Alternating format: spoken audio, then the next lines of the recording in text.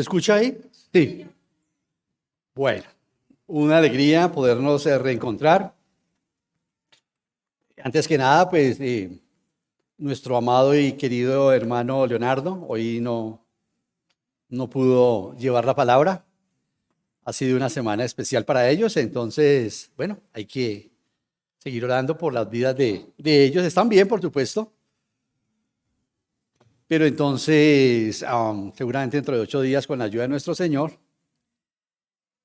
Él seguirá adelante también con el tema que está trayendo. Es un honor y es un privilegio, entonces, hoy enseñar las Sagradas Escrituras y continuar con la exposición del libro de Jonás.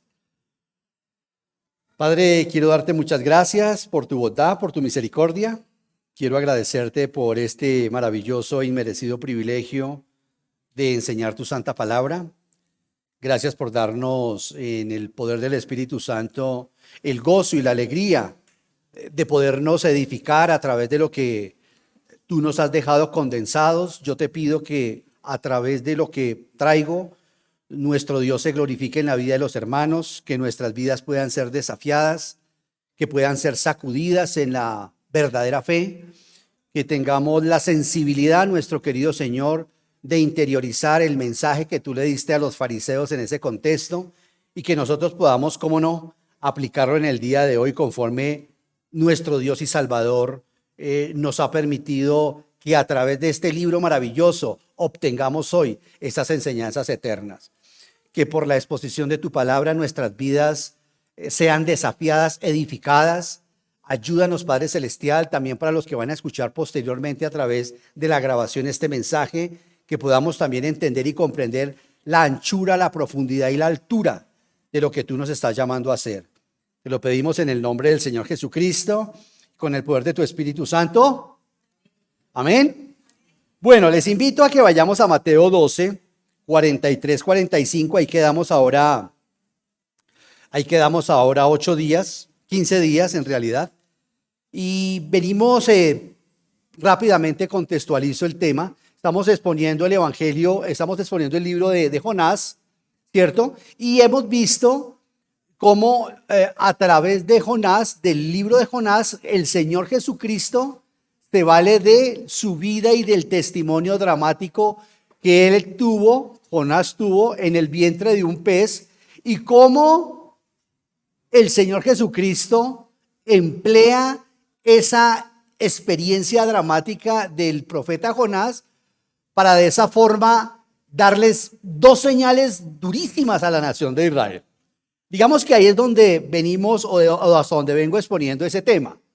Es fantástico porque hemos terminado el capítulo 1 de Jonás, versículo 17, y allí se nos habla cómo el Señor preparó un cetáceo, cómo preparó el Señor un pez grande, y Cristo utiliza eso y nos muestra que de la misma manera como Dios preparó ese pez, todo lo diseñó, de la misma manera Dios preparó la sepultura del Señor Jesucristo, los 3 días que estuvo allí Jonás, y cómo Jonás paulatinamente, en el contexto que estamos estudiando, se convierte para Cristo en una señal para los fariseos de su momento, de su tiempo. Estos hombres vienen ahí en el capítulo 12, Mateo 12, versículo 38, vienen estos fariseos y espetan al Señor Jesucristo para que les muestre una señal adicional, aparte de las que ya el Señor había mostrado. Eso mínimo era una blasfemia, no un insulto al Señor Jesús. De tantas señales que está haciendo milagro tras milagro, milagro tras milagro, milagro tras milagro. Y estos líderes ociosos y pervertidos, ¿cierto? Donde uno ve que esa generación realmente era perversa y era mala. Esta generación de los fariseos era mala y por eso suscita la parábola que el Señor Jesucristo les va a anexar y la que vamos a exponer hoy rápidamente. La parábola del espíritu que sale de una persona que vaga por terrenos áridos, como cuando el demonio sale del cuerpo de un ser humano, cuando es reprendido, cuando esa casa es barrida y echado los demonios en ese contexto, fuera de la persona, cómo es imprescindible que esa vida sea inmediatamente llenada por el Espíritu Santo. Sea inmediatamente llenada por la palabra, sea inmediatamente llenada por los medios de gracia que Dios nos ha dado, como la predicación, la oración, el ayuno, el estudio bíblico, los ministerios. Porque cuando una persona recibe a Jesucristo en su corazón, en su vida, o por lo menos acepta reconciliarse con Dios, las cosas comienzan. Y entonces en ese orden de ideas es lo que el contexto que rápidamente quiero ambientarles, donde se suscita esta parábola. Entonces esta gente verdaderamente mala, estos fariseos, no sé si se está grabando ya o no. Ok, gracias, Majo. Entonces en ese orden de idea ahí viene la parábola. Versículo 43, vamos a leerla. Dice el versículo 43, ya hemos expuesto desde el versículo 38 hasta el 42, donde el Señor Jesucristo les dice a ellos algo también dramático. El Señor Jesús le dice a esa generación pervertida y malvada de fariseos, le dice: la reina de Saba vendrá en el día del juicio y será testigo contra ustedes, porque ella vino desde muy lejos a escuchar la sabiduría humana de Salomón. Que Salomón tenía sabiduría humana, también tenía sabiduría divina, pero en esencia era humana. Era un gran estadista. Un verdadero sabio era Pablo. Un verdadero sabio era Moisés. Salomón fue un hombre que tenía sabiduría para administrar la nación, que fue lo que le pidió al Señor. Pero bueno, no estamos hablando de Salomón.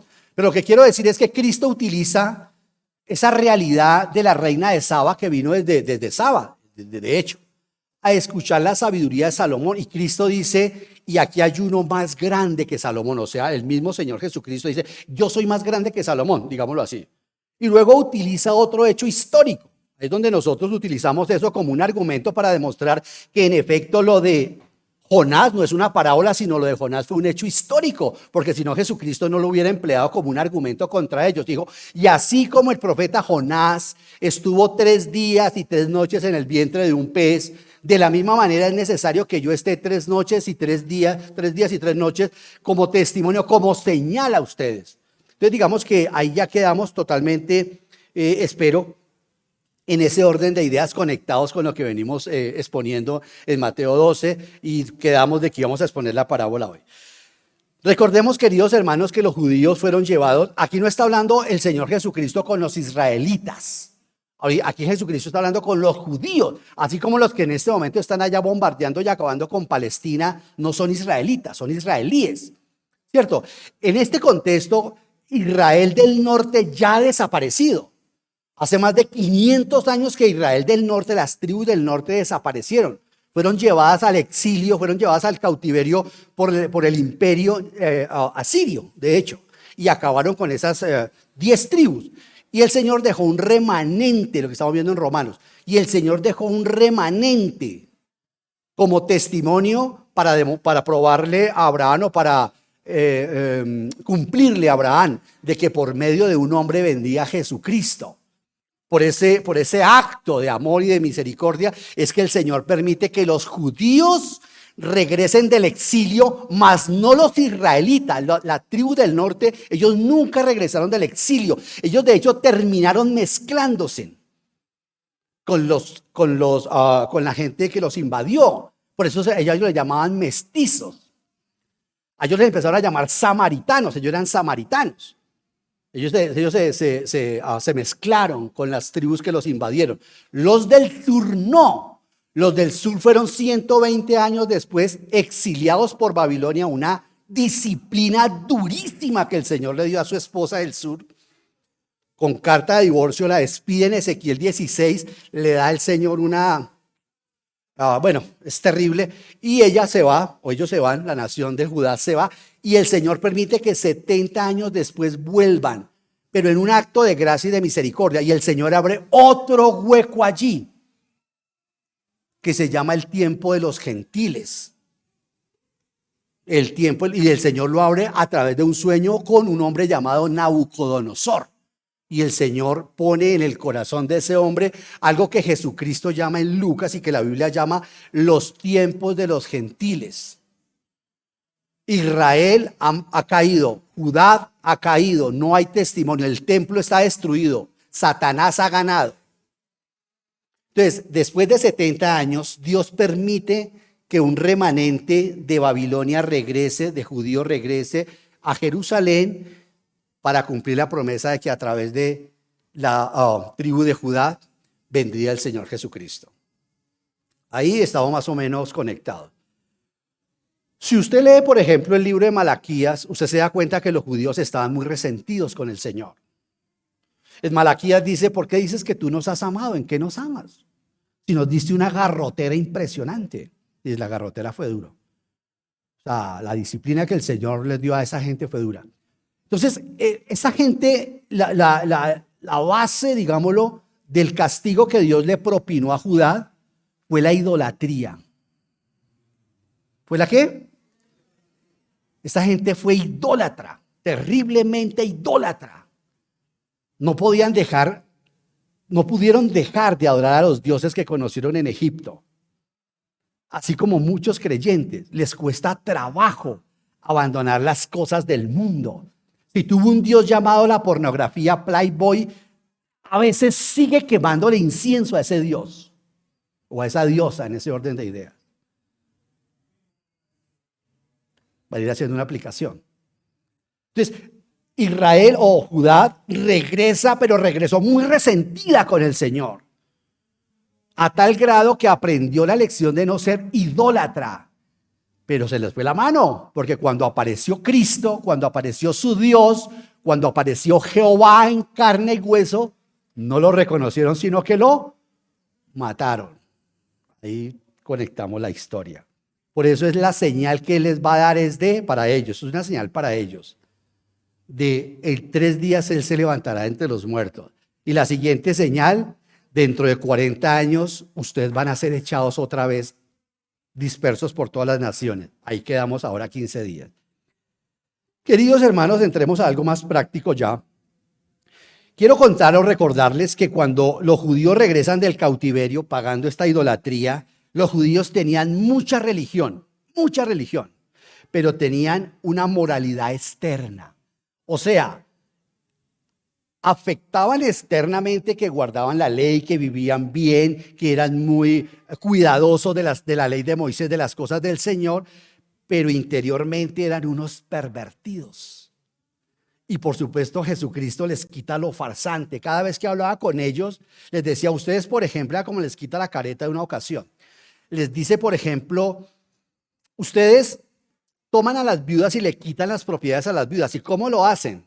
Le dicen a la viuda: ¿cuánto tienes para traer al templo? No, pues no tengo nada, pero ¿tienes algo de tierra? Ah, no, sí, claro. Ok, dame la tierra, yo te doy algo por la tierra. Y hacían grandes oraciones supuestamente, parecido a lo que la iglesia tradicional hace, ¿no? Unas grandes oraciones, pero venga y traiga y pague por eso. Y Cristo decía: qué bien es la manera como ustedes le quitan el dinero y la propiedad a la gente más pobre. Esa gente tenía mucha religión. Tenían 613 mandamientos que cumplir. Tenían mucha moralidad externa. Permítame decirle algo, querida hermana y hermano. Como mucho cristiano que tiene mucha moralidad externa, han logrado vencer los pecados de la carne. Ya no fuma, ya no toma, ya no fornica, pero ¿y qué de los pecados del espíritu? ¿Qué de los pecados del alma? El chisme, la murmuración, la envidia, el odio. También hay que luchar con esos pecados. Y esos son los pecados más duros. ¿Cierto? Chévere. Y debemos vencer los pecados de la carne. Pero también tenemos nosotros que predisponernos para acabar con los pecados o para que el Señor se enseñoree. Y este sermón gira en torno a eso. Porque la serie, quiero recordarles, gira en torno al avivamiento cuando los cristianos se apagan. O cuando las personas tienen moralidad pero no tienen cristianismo verdadero.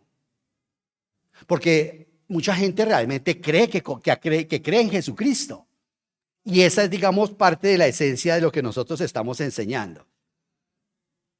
Y los judíos, en ese orden de ideas, querida iglesia, repito, tenían mucha religión, tenían mucha moralidad externa, pero sus corazones estaban vacíos del Señor.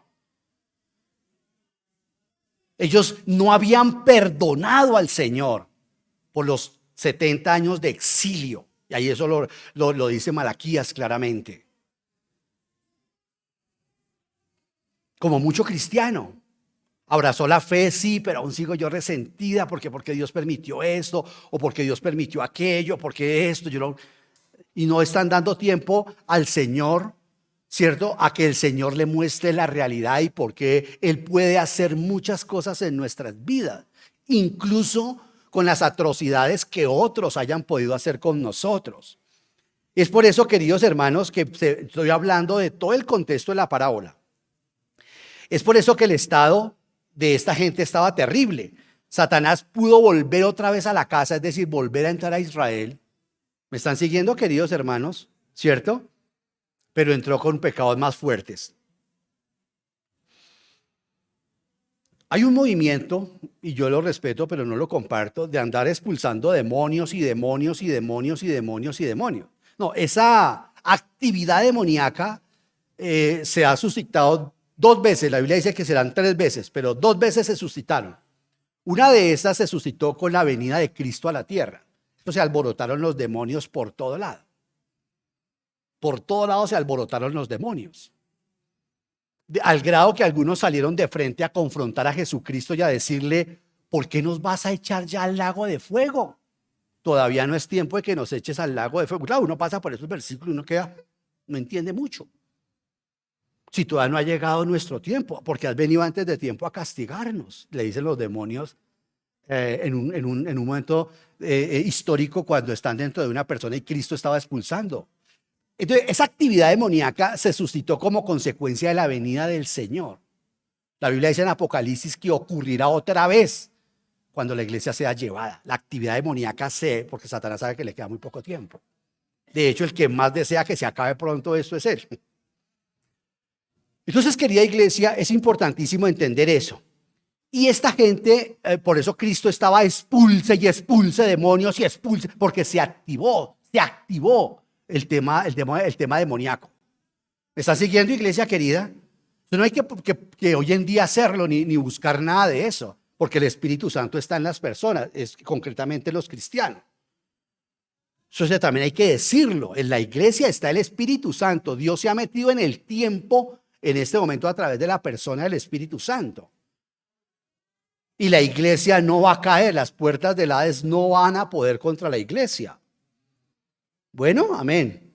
Bueno, entonces no hay que, y por ejemplo la carta de Judas, ¿no? La carta de Judas es una carta providencial para esas iglesias que mantienen expulsando demonios, donde el mismo San Judas dice que cuando el arcángel Miguel peleaba con Satanás por el cuerpo de Moisés, no se puso a reprenderlo, ni a decirle: te reprendo, afuera, afuera, como hacen en algunos lugares. Dice: ni siquiera el arcángel Miguel reprendió a Satanás. En cambio, estos, dice Judas, estos ignorantes andan reprendiendo las potencias celestiales, cosas que no entienden, como animales irracionales, dice Judas. Ay de esa pobre gente, dice. Entonces, esa actividad se presentó, vuelvo y repito, todo esto lo necesito para que ustedes, para que todos entendamos esta parábola. Es imprescindible ese contexto, porque si no la parábola queda sin mucho sentido. Y como lo dije la vez pasada, la profecía se va a cumplir, se cumplió en el año 70, cuando fueron destruidos los judíos y llevados otra vez por las naciones durante 1800 años. Queridos hermanos, en ese contexto nos encontramos. Voy a leerla entonces toda. Dice, el Señor Jesucristo sigue hablando con ellos y dice: cuando un espíritu, esas son palabras del Señor Jesús según el apóstol Mateo, cuando un espíritu maligno sale de una persona, va por lugares áridos, buscando descanso sin encontrarlo. Entonces dice: volveré a la casa de donde salí. Cuando llega, la encuentra desocupada. Atención a esa palabra, ahí la clave es desocupada. Desocupada, barrida y arreglada. Luego va y trae a otros 7 espíritus más malvados que él y entran a vivir allí. Así que el estado postrero de aquella persona resulta peor que el primero. Pero no olvidemos la colita del versículo. Así le pasará también, ¿a quién? ¿A quién? ¿A cuál? ¿A esta o a esa? ¿A cuál? A esa, ¿verdad? A esa. Porque el contexto nos dice, aquí hay uno más grande que Jonás. La gente de Nínive se arrepintió con un mensaje mezquino de Jonás. No, el Señor no lo dice así. Pero pasa, uno lo lee y el mensaje de Jonás realmente es un mensaje sin arrepentimiento. Esa gente nomás tuvo un culto, nomás tuvo un servicio evangelístico y se arrepintieron. Nosotros hemos tenido ¿cuántos? Y hay gente que no se arrepiente de sus pecados. Por eso cada domingo hay que predicar el evangelio. Es imprescindible enseñar el evangelio. Y luego dice el Señor Jesucristo, da unos testimonios de personas que sí se arrepintieron y llegaron a los pies del Señor, y está diciendo, pero ustedes que me tienen a mí, al Hijo de Dios, al Mesías esperado, al Jehová del Antiguo Testamento, y me rechazan. ¿Sí me están siguiendo? No, ese es el tenor de los evangelios, que el Señor Jesucristo vino y fue rechazado por su nación. Un texto que conocemos. A los suyos, a Israel, a los suyos vino, y a lo suyo el mundo, a lo suyo vino, y los suyos la nación de Israel. Ya solo cuando predicamos el evangelio de San Juan lo estuvimos analizando. Pero los suyos no lo recibieron, los suyos no lo recibieron. De hecho, en el original dice en el versículo 17, y él vino y tabernaculizó la palabra. Cuando dice la palabra habitó, él levantó el tabernáculo. Esa es la palabra que aparece en el original, en Juan. Tabernaculizó con los hombres y los hombres lo mataron. El Señor Jesucristo en estos versículos nos muestra el enorme peligro, porque quiero ir haciendo también cosas prácticas para nuestra vida. El enorme peligro que hay cuando una persona cambia de religión, pero no cambia de vida. Cambian al cura por el pastor y cambian la misa por el culto, pero las vidas no han cambiado. Su cambio es parcial e imperfecto. Eso es gravísimo, porque eso no es un verdadero cambio. Y por eso yo les animo a que nos fijemos en la horrible imagen que nuestro Señor Jesucristo describe del espíritu que regresa al hombre donde ya fue limpiado, donde la persona, y así ha pasado con muchos seres humanos. Después de haber salido el espíritu inmundo, como dice aquí esta versión, después de haber salido de él, dice el Señor Jesucristo que dice, ¿volveré qué? Volveré a mi casa, ahí está, mírelo, versículo, volveré a la casa de donde salí. ¿Cuál es la casa de donde salió? La persona, gracias cielito, la persona. ¿De dónde salió? Pues salió generalmente se dice que los espíritus seguramente se alojan y casi con toda seguridad, pues en la mente, en el cerebro, porque aquí la batalla espiritual está en la mente, ¿no? Pero ese es otro tema.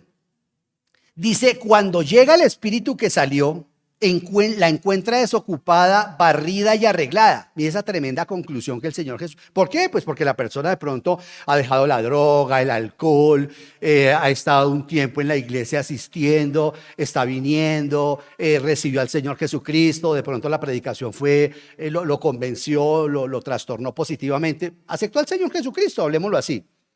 Dice, el espíritu va a volver donde esa persona y dice, luego va y trae a otros 7 espíritus más malvados que él.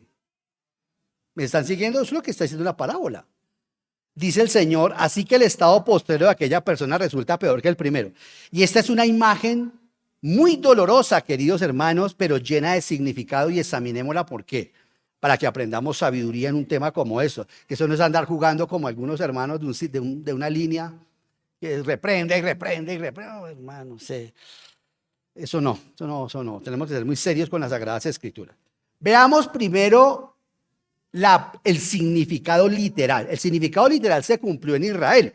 Israel fue culpable porque no aprendió. Cristo les está diciendo de la misma manera que le puede ocurrir o que le ocurre a una persona en quien el espíritu inmundo ha sido reprendido, y esa persona, lo que repito, no sigue las prácticas de ayuno, de orar, de consagrarse en la iglesia. Todo ese contexto para nosotros sería, ¿cierto? Corre el peligro de que Satanás vuelva. Eso pasa como cuando alguien intenta dejar el cigarrillo. Aquí hay uno.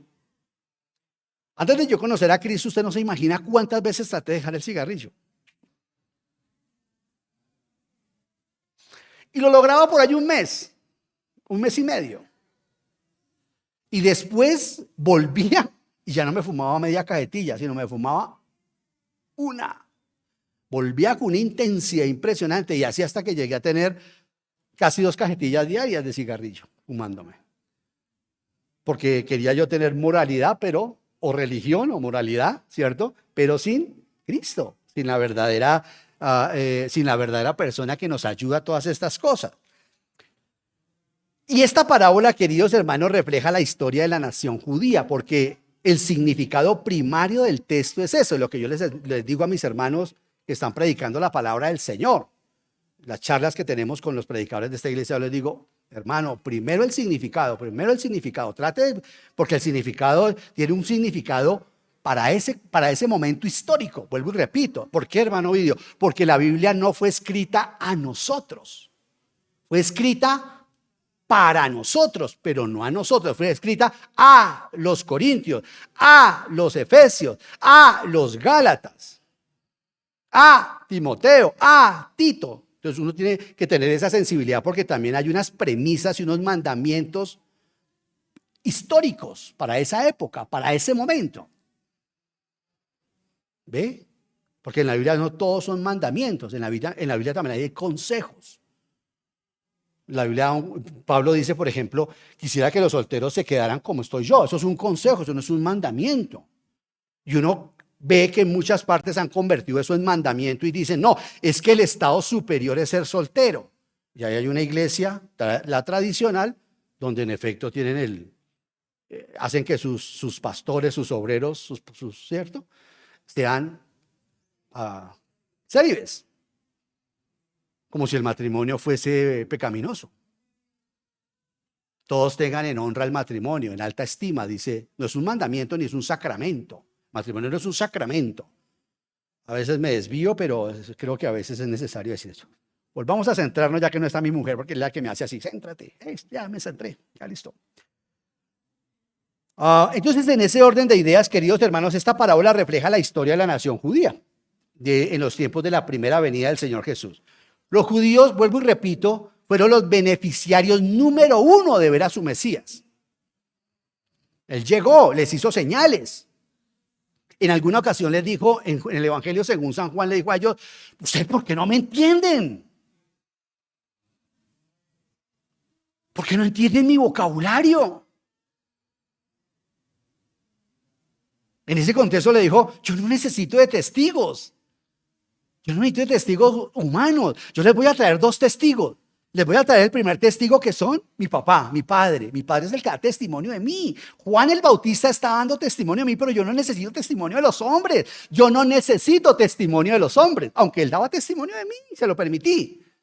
De mí dieron testimonio mi Padre, en quienes ustedes dicen que es su Dios.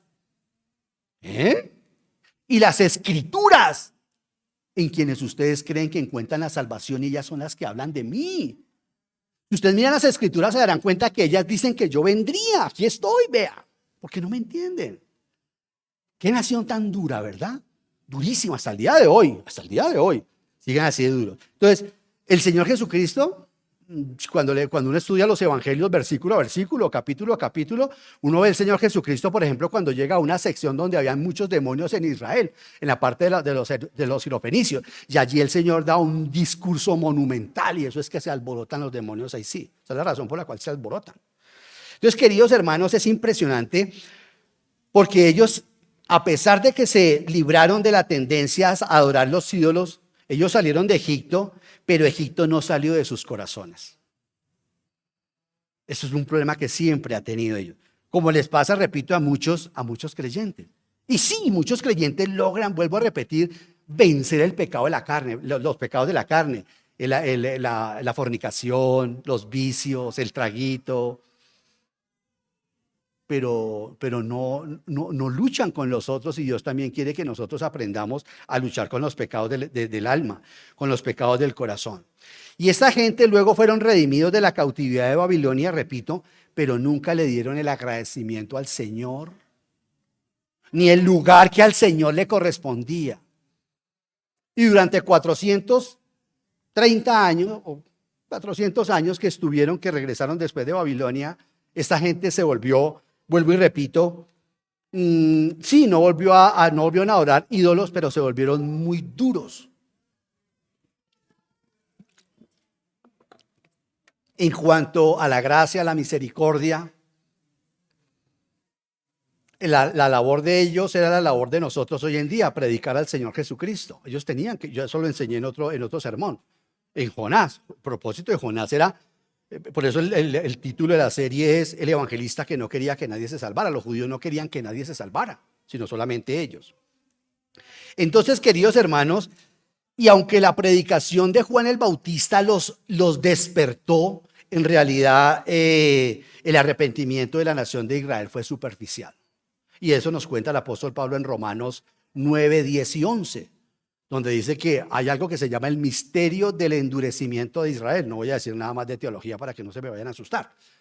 Pero sí hay los misterios de las Sagradas Escrituras. Pablo dice que en este momento histórico del reino de Dios estamos viviendo y estamos en la presencia del el misterio del endurecimiento de la nación de Israel. Endurecimiento, entre otras cosas, dice el apóstol Pablo, que durará hasta cuando la iglesia sea raptada. Ahí volverá otra. O sea, ahorita lo que está pasando con Israel es el principio de los dolores para ellos. Ahorita irán, ese es el principio de los dolores para ellos. Entonces, en el cumplimiento para esta gente, el Señor Jesucristo les dijo: así le pasará también a esta generación. Cuando dice en el versículo 45, luego va y trae a otros 7 espíritus más malvados que él y entran a vivir allí. Así que el estado postero de aquella, en este caso sería de aquella nación, resulta peor que el primero. Hermanos queridos, en la época de cuando nuestro Señor Jesucristo les dijo todas estas cosas, se cumplió en el año 70. Cuando terminan, usted seguirá leyendo ahí, cuando terminan llegamos a Mateo 24, porque está la última semana de la pasión del Señor Jesucristo, y los apóstoles le dicen: Señor, mire el templo tan hermoso, tan grande, y el Señor le dice: esto va a ser destruido. Y fue destruido 40 años después, porque el Señor Jesucristo entró en el año 30 a Jerusalén para cumplir la profecía de Daniel, la semana 69, donde se le quitaría la vida al Mesías príncipe. Y eso entró cabalmente el Señor. Y el 14 de Nisán, cuando el Señor entró y se ofreció a la nación de Israel en un burrito, allí el Señor Jesucristo fue apresado y se cumplió lo que Daniel dice: se le quitará la vida al príncipe, se le quitará la vida al Señor Jesucristo. Nosotros sabemos que es el Señor Jesús porque ya estamos después de la cruz. Daniel estaba antes de la cruz. Sabemos que el nombre de él era Jesús. Daniel lo llama el Mesías, o sea, el ungido. Entonces, en ese orden de ideas, en el año 30 se cumple esa profecía y esta gente fue dispersada durante 1800 años, como lo dijimos ahora, 20 días, y regresaron después de la Segunda Guerra Mundial. Ahí entendemos por qué los campos de concentración, por qué Hitler quería acabar con todas estas personas, porque Satanás advertía que venía un avivamiento grande para que esa nación volviera otra vez como nación, porque Israel, lo dije, es el reloj de la escatología. Desde que se mueva ese reloj otra vez, ya está próxima las cosas a acabarse. Entonces, después de 1800 años en que esa gente estuvo dispersa, por eso uno admira a un hombre como Scofield y como estas personas que incluso ellos no alcanzaron a ver el regreso de Israel, profetizaban en sus Biblias que Israel era una nación diferente a la iglesia, cosa que los hermanos reformados no aceptan. Ahora están modulando al ver que Israel volvió como nación, o sea que sí son una nación distinta y sí se van a cumplir una cantidad de profecías. Querida iglesia, eso es algo muy doloroso porque en efecto, repito, Jerusalén fue destruida, el templo fue destruido, Israel se metió en una guerra, perdónenme la expresión, lo más de tonta contra el Imperio Romano. Es la guerra enmasada, hay testimonios de eso. Estaba Vespasiano, él era el emperador, y a través del general Tito entró. Eso usted no encuentra eso en la Biblia, usted lo encuentra en Historia Universal. Es historia universal, que me fascina. O sea, la historia universal y la historia sagrada. El Señor también dejó eso condensado, está condensado en la historia universal. Por eso sabemos que es Vespasiano y sabemos que es el general Tito. Y acabaron con Israel, lo destruyeron, acabaron con el templo. lo demolieron, lo volvieron, el templo lo quemaron para sacar el oro que había allí. Se cumplió las palabras del Señor Jesucristo. Queridos hermanos, la iglesia debe aprender del error de Israel. En estos minutos que nos resta, hagamos una aplicación para nosotros. Porque se cumplió, ahí terminó el programa de ellos. Ahorita se está reiniciando otra vez después de 1800 años. Pero este Israel no es el que va a atravesar la tribulación. Apenas se están recogiendo ellos. Por supuesto que van a estar en ese sector. En ese momento no tienen cómo defenderse. El Israel que va a atravesar la gran tribulación no tienen con qué defenderse y el anticristo ya los tiene a puertas de triturarlos cuando viene el Señor Jesucristo con nosotros. Amén. Esto parece como fantasioso. Por eso es que estamos pensando seriamente en abrir fundamentos los domingos. Así fuimos formados Luz Joanis y yo. Fundamentos y luego viene el culto. Damos doctrina porque se nos está como cayendo la cosa en doctrina. Eso es verdad. Y ver esas señales, yo decía que la iglesia no tiene que mirar señales. El Señor en su misericordia nos ha permitido ver esta señal enorme de que Israel volvió. Es una señal, mejor dicho, contra cualquier pronóstico, excepto contra el de las Sagradas Escrituras. Queridos hermanos, nosotros como iglesia debemos aprender del error de Israel, porque esta imagen refleja también la realidad de las iglesias cristianas actuales. Aunque fueron liberadas de las tinieblas del paganismo a través de la predicación del evangelio, lo cierto es que la iglesia, sobre todo hoy en día, no ha querido y no quiere recibir más luz de la palabra del Señor. Si usted mira la iglesia en su estado actual, la iglesia está muy buena en música, está muy buena en dinero, en arquitectura. Todo lo que consiguen es para comprar terrenos, como si eso en el rapto se fueran a ir, como si los ladrillos fueran la iglesia. No, la iglesia somos nosotros. Cada uno de ustedes es una piedra viva, dice Pedro, siendo la cabeza principal el Señor Jesucristo. Entonces la iglesia se ha distraído mucho y la iglesia ya no está enseñando el evangelio. La iglesia está muy distraída con dinero, con labor social. La iglesia está muy distraída, por lo menos acá en Colombia, con el tema político, porque ya dice que ya hay hasta senadores cristianos. Bueno, gloria a Dios que hayan senadores cristianos. Lo que para este humilde siervo es una abominación es que hayan pastores senadores. Eso sí me parece a mí una abominación. Porque los pastores estamos llamados es para convertir el atril en la exposición de la Biblia, no en una tribuna política. La iglesia, o sea que la iglesia está en la Odisea. Si llegamos a utilizar el lenguaje de Apocalipsis, esta es la séptima iglesia, la iglesia en la Odisea, donde la iglesia estará llena de oro, de plata, de bienes, pero a Jesucristo lo sacaron. Porque en qué mega iglesia, yo decía la vez pasada, se enseña la Biblia versículo a versículo o capítulo a capítulo como lo hacemos acá y en nuestras iglesias. Y eso que en todas nuestras iglesias no. Queridos hermanos, las iglesias tenemos un compromiso grande y aunque muchas de ellas fueron reavivadas, yo reconozco, porque ya empiezo a ser viejo, ¿verdad? Eso no hay mucha revelación para darse en cuenta de eso, ¿no? Yo reconozco que hay muchos pastores que aquí comenzaron bien con las iglesias, pero después llegaron una cantidad de cosas que no viene ahorita al cuento y le pusieron luz mortecina, una cantidad de cosas y la iglesia empezó a direccionarse en otra dirección. Aunque muchas de ellas fueron reavivadas en la época de la Reforma, porque la iglesia también, como decía mi amado Martín Lutero, hablaba yo ahorita con un hermano y le decía, el 95% de la doctrina de Martín Lutero yo no la comparto, por si acaso. No, la doctrina fina y pura es la que vamos teniendo nosotros ahorita. La doctrina verdadera, la de los apóstoles. La doctrina se fue perdiendo a lo largo de los siglos y se ha ido recuperando desde hace 500 años para acá. Pero la doctrina fina está en esta época. En las iglesias que realmente son bíblicas, donde siguen enseñando, el Señor sigue iluminando más el texto bíblico.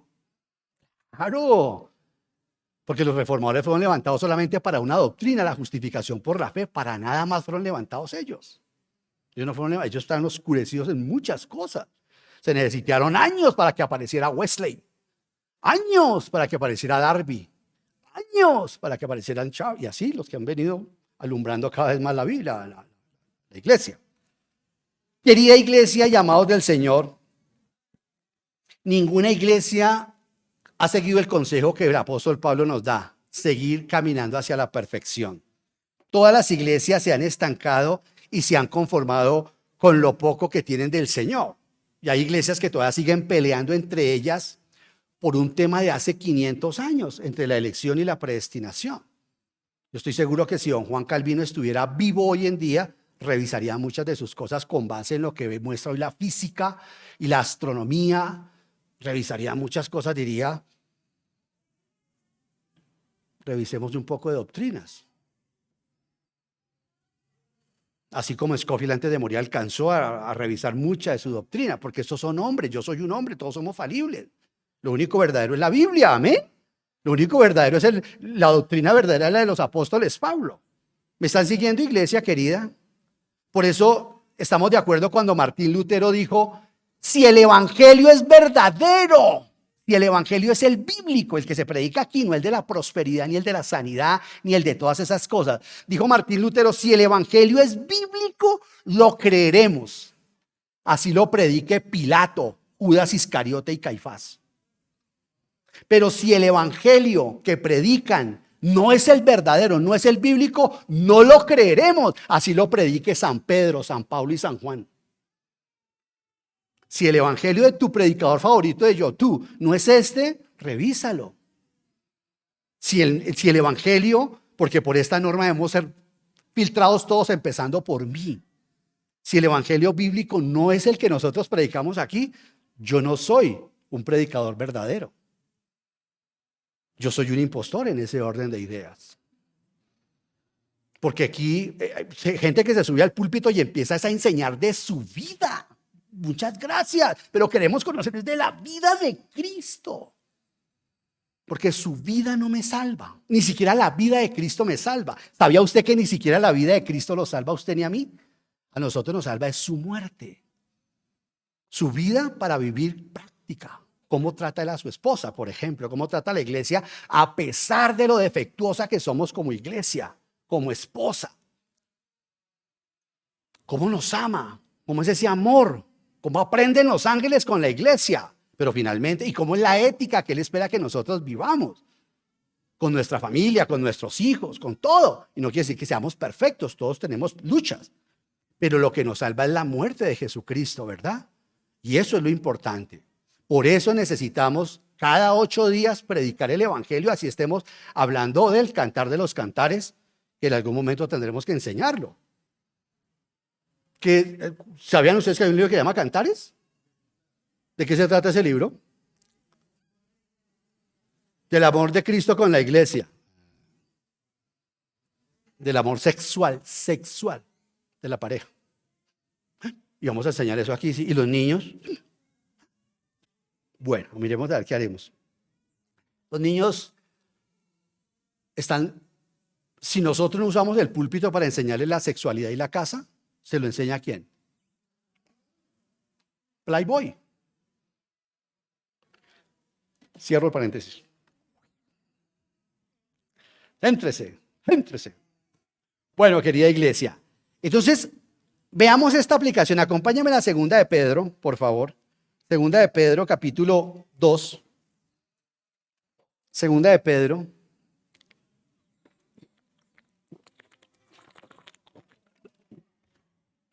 Hay un anacronismo impresionante que dicen que Cantares es la historia de la iglesia y el Señor Jesucristo. Eso es un anacronismo terrible. Otros dicen que no, que es el amor de Jehová y de Israel. De Cantar de los Cantares. No, es el amor humano, sexual. La noche de bodas, nos explican toda la noche de bodas.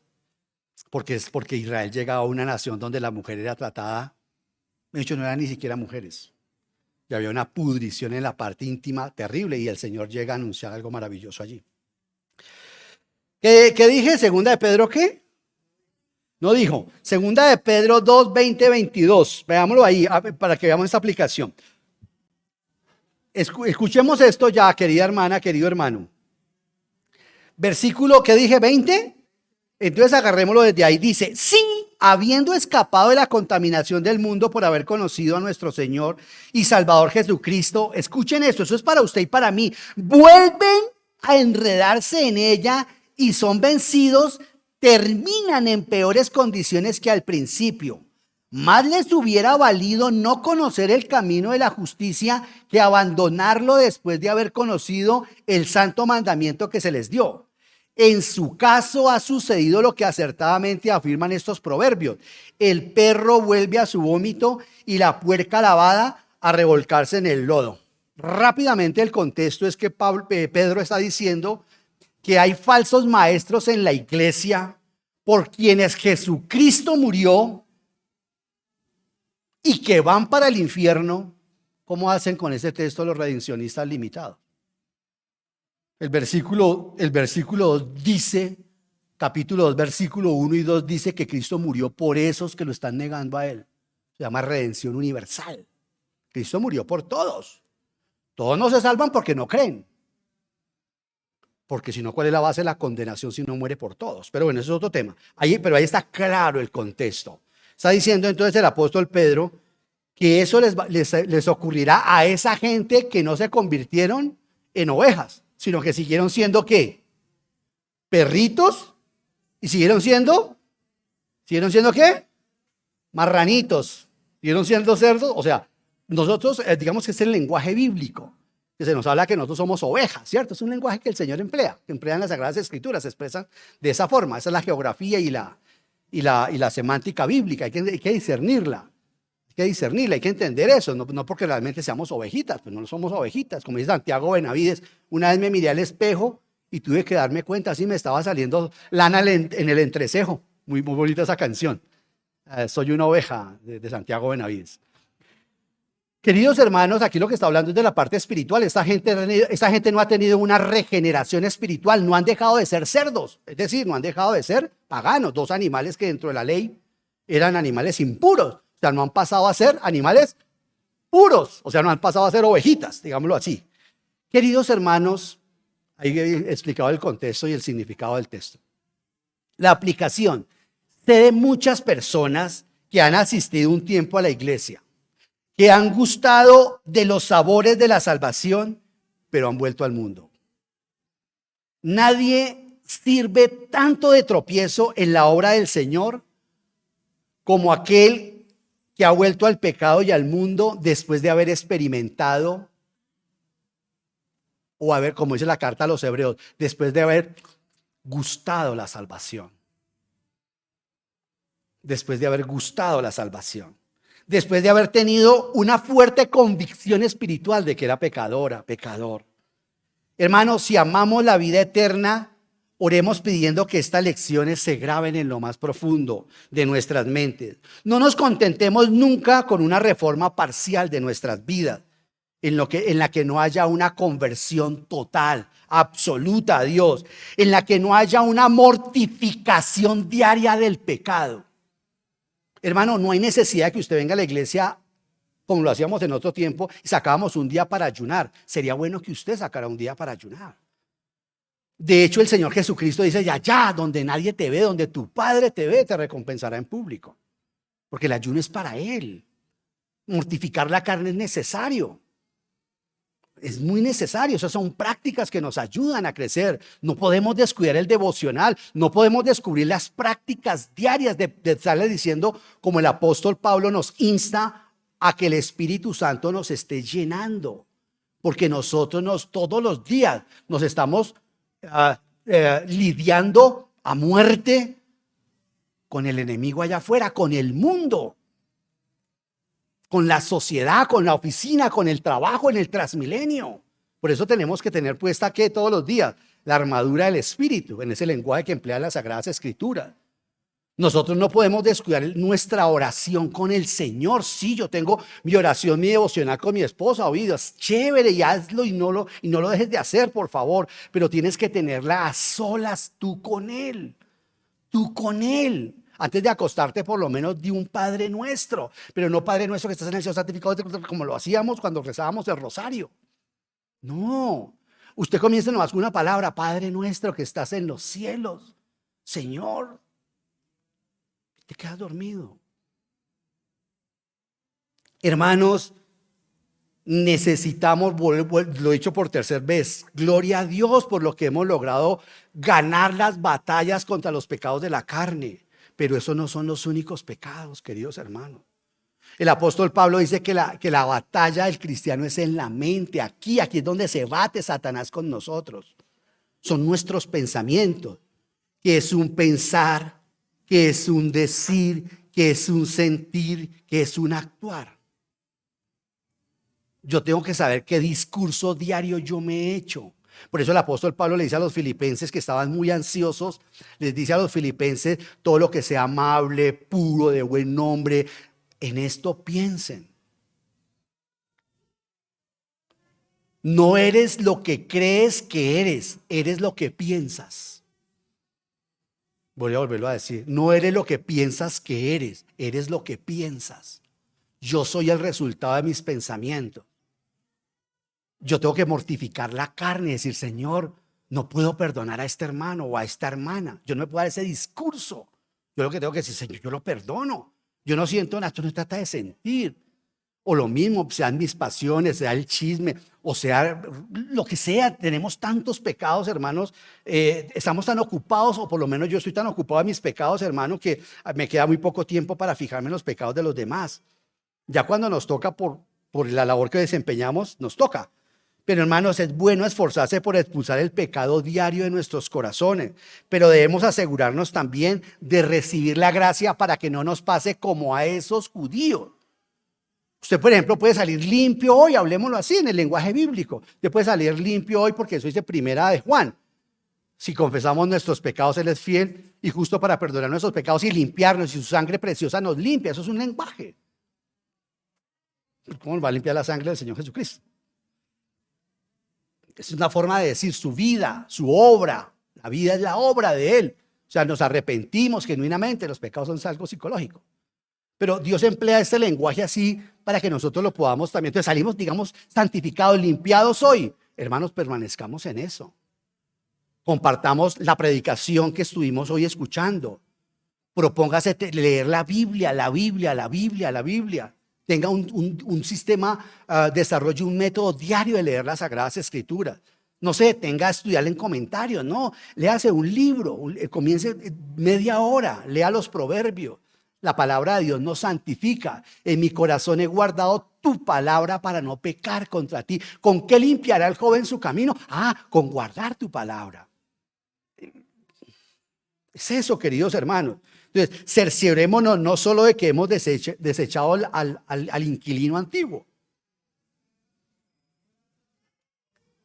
Sí, ya el Señor sacó a nuestro viejo inquilino, ese malvado que nos tenía, ¿no? Que nos tenía sujetos, dominados, que nos tenía atados a las tinieblas, al diablo, está bien. Sino también ahora nosotros tenemos que atender al que mora en nosotros. ¿Y quién es el que mora en nosotros? El Espíritu Santo, porque el que está en nosotros es más grande que el que está en el mundo. Pero el enemigo, dice Pedro, o sea, Satanás anda como león rugiente, buscando, él ya sabe que no se lo puede llevar otra vez con él. Pero le va a hacer su camino de aquí al cielo hasta cuando el Señor nos llame, lo más horrible que se pueda llevar. Nosotros somos susceptibles a caer en discusiones, en iras, a volver a robar, incluso a adulterar. Sí, hermanos, sí, hermano. Y también le pido eso mucho a los predicadores que pasamos acá. No hablemos como si nosotros ya estuviéramos blindados. Es que ustedes allá y nosotros, no, por Dios, como dice el apóstol Pablo, por Dios que todos los días yo muero. Por Dios, y yo también puedo decir las palabras del apóstol Pablo, por Dios que también yo todos los días muero. Y también cuando me descuido por alguna razón que tengo que salir y me descuido mi ego, también Satanás me mortifica. Eso no son agüeros, es una guerra espiritual real, real. Si yo le doy cabida en la pareja o en mi relación con mis hijos o en relación con mi padre, con mis padres o con la iglesia, pues dejo de venir a la iglesia. Porque esto es así, esto es una guerra, queridos hermanos. Hay muchas falsas conversiones en la iglesia. Es fácil reformarse unirse a una iglesia y vivir respetablemente sin que Cristo realmente esté morando en el corazón de una persona. ¿Me están siguiendo, queridos hermanos? Y eso se ve sobre todo cuando a veces llegan disputas entre hermanos y dicen, no, yo le presté una plata al hermano, pero ¿por qué le prestaste esa plata al hermano? Pues como él se reúne en la misma iglesia con nosotros, pero eso no le garantiza que sea salvo. Y bien pudiera ser que sea salvo. Pero aún así, como el hijo pródigo, eso es un proceso para irnos quitando el Espíritu Santo, irnos quitando toda la ropa sucia cuando estuvimos allá con los cerdos. Permítame la analogía. Queridos hermanos, esta justicia falsa durará solo un tiempo, cuando una persona realmente asiste a la iglesia a ver si se le arregla su matrimonio, a ver si dejó los vicios, a ver si dejó el alcohol. No, el evangelio no es para eso. Para hacerse ricos, no, ahí está la carta, el libro de Proverbios. Proverbios nos enseña cómo una persona haciendo los principios de Proverbios puede llegar a tener dinero. Hermano, la religión significa limpiarlo de afuera. La salvación significa nueva vida y restauración interior. Y las otras cosas, por añadidura, se van de nuestra vida. Pero sé, y nos pasa a muchos, que se nos dice, usa el cristianismo para dejar estas prácticas. No, para que se le arregle el matrimonio, no. O sea que no es cierto, no se va a arreglar el matrimonio. Seguramente si tu esposa está dispuesta junto contigo a aplicar los principios de la Biblia, lo van a conseguir. Pero no. Pudiera ser que la persona diga, no, yo no quiero aplicar la palabra del Señor a mi vida. Yo no estoy dispuesto a amarte como Dios quiere que yo lo haga, como Dios me pide, pues usted no se lo merece. ¿De acuerdo? No, yo a esa persona sí no la perdono. No, pero usted tiene que reconciliarse con su ex. No, yo a esa persona sí no. No, el cristianismo no es para eso. Ahora, que por extensión Dios limpia toda la casa, la limpia. Si somos sencillos, si somos humildes, si experimentamos el perdón, después yo diré, Señor, esa traición que a mí me hicieron es chichiguas comparado con la traición que yo te he hecho a ti, Señor. Lo que mi padre hizo conmigo no tiene nada comparado con lo que tú como padre estás haciendo conmigo. Pero ya porque empieza la obra de Cristo a formarse en nosotros. Fue mucha la gente, queridos hermanos, a la cual el Señor Jesucristo sanó, ayudó y a las que le demostró su poder y aún así no creyeron. Digo esto porque estos hipócritas le estaban pidiendo al Señor otra señal. Y eso quiero que nos quede claro, querida iglesia. Las señales no salvan a nadie. La historia del Señor con estos fariseos demuestra que la gente no se salva por señales. Vengan a mi culto de oración, de no sé qué. No, la gente no se salva así. La manera bíblica y verdadera para que se produzca una conversión sincera es que la persona sea expuesta al evangelio de Jesucristo. Dice Romanos 1:17, así que la fe viene como resultado de oír el mensaje, y el mensaje que se oye es la palabra de Cristo, de Dios. Una versión internacional dice de Cristo. O sea, cuando está hablando eso, mire ese principio y con esto termino. Un sistema filosófico cristiano que lleva 500 años dice, es que la fe es un regalo que Dios le da y sin usted no se salva. Qué gracia que yo veo aquí en las Sagradas Escrituras y dice que la fe viene como resultado de estar escuchando el mensaje de Dios. ¡Qué contraste! Que al que crea, Dios lo confirma con la fe. Ese sí es el mensaje de las Sagradas Escrituras. Al que no crea, al que resista, Dios no lo confirma con nada, porque la persona está condenada. Al que crea, Dios le regala la fe como don. Al que no crea, no. Porque la fe no solamente es para salvación. La fe también es un don. Y la fe también es un aspecto del fruto del Espíritu Santo. No todos tienen fe. 1 Corintios 12:7, eso dice, no a todos se nos dio el don de fe. No todo el mundo tiene el don de fe. Entonces tenemos nosotros que entender que una verdadera conversión se presenta cuando la persona es expuesta a las sagradas escrituras, a entender que Jesucristo murió por esa persona, que era imposible. Ahora, no se necesita que yo crea en la obra de Cristo y que la entienda. No, no, tampoco. Vea lo sencillo que es el evangelio y a la vez tan complicado. Se necesita es que yo lo acepte.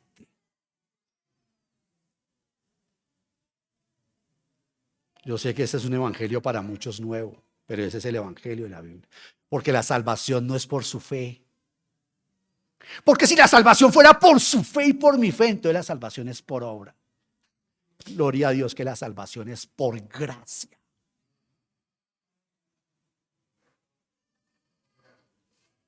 Gratis. Yo sé que eso es imposible entenderlo en esta cabeza. No puede ser que Dios le vaya a regalar la salvación a mi abuelito que me violó. Eso es un regalo que Dios da. Y que de acuerdo con Romanos 5, Cristo le desató las manos al Padre para otorgarle la salvación a quien Él quiera. Porque según muchos sistemas, Dios aborrece a todos los indígenas. Hasta cuando empezaban a venir el evangelio a estas tierras. Qué mala evangelización. Qué pésima evangelización. Cuando me preguntan de eso, y le digo, bueno, y la gente que murió antes de que llegara el evangelio a estas tierras, que todos para el infierno. Bendito sea nuestro Señor, que la Biblia dice otra cosa.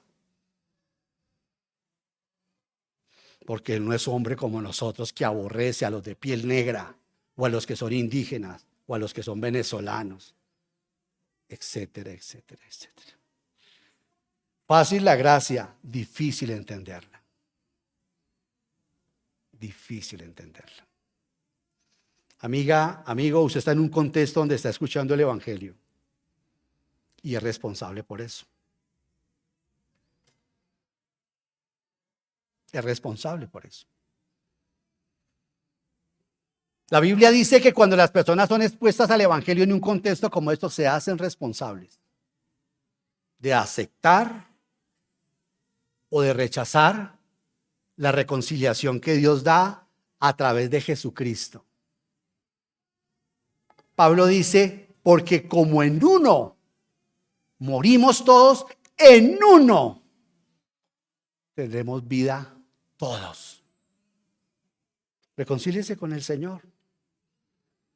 Dígale, Señor, he buscado el cristianismo como una reforma externa, o realmente tú has entrado en mi corazón y en mi vida. Todas las demás cosas, todo lo demás será lo de menos.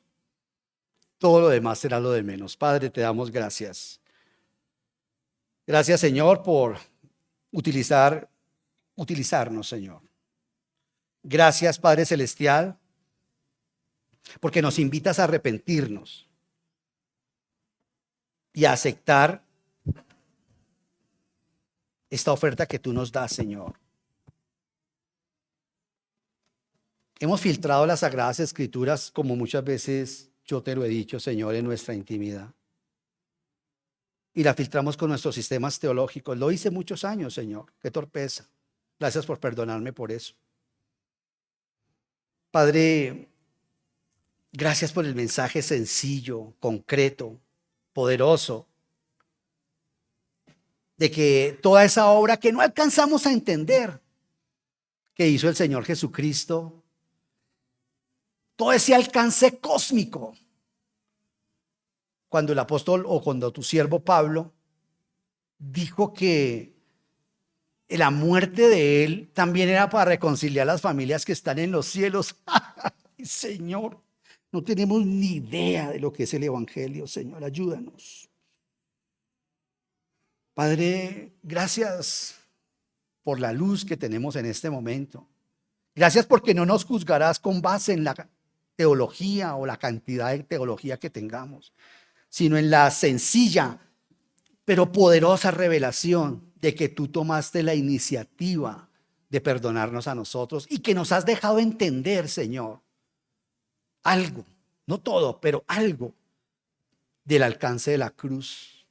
Que era necesario que en el tiempo, como dice la carta a los Gálatas, Padre Celestial, el Señor Jesucristo viniera en forma de hombre y viniera bajo la ley y asumiera carne humana para reconciliar todo lo que el Señor Santísimo fue roto desde antes, incluso de la fundación del mundo. Padre, nosotros no somos menos culpables que los ángeles. También, Padre Celestial, ha sido mi decisión pecar. He tomado la decisión de pecar. Siempre andamos endosando a Adán nuestra naturaleza pecaminosa. Oh Señor, ayúdanos a reorientar otra vez esta iglesia, Señor. Yo siento internamente que necesitamos otra vez ubicarnos en doctrina, Dios. A veces tenemos un cuento tan idílico, tan platónico, tan romántico. Ay, si no hubiera pecado Adán, ¿cómo viviríamos de bien? Padre, ayúdanos a entender la magnitud de lo que es el proceso y el proyecto que tú tienes, el plan de las edades, Señor. Pues si no hubiera pecado Adán, hubiera pecado su hijo o hubiera pecado yo. Señor, gracias porque este es tu plan A, no hay plan B. Este es el plan A. Gracias por todo lo que estás haciendo a través de la iglesia. Porque como dice Pedro, tu siervo, nosotros ahora somos el libro de texto para los ángeles donde ansían ver las cosas de la manera como tu gracia actúa en nosotros. Que personas de la estirpe como yo, Señor, de los lugares donde nos has sacado a muchos, Señor, ahora podamos estar hablando de cosas que exceden nuestro entendimiento y nuestra comprensión. Padre Celestial, hay muchos creyentes que se convirtieron y que manifestaron en su momento, en su día, ser redimidos por la sangre de tu Hijo Jesucristo. Y tenían el propósito de cambiar sus vidas. Y tenían el propósito también de cambiar su manera de vivir.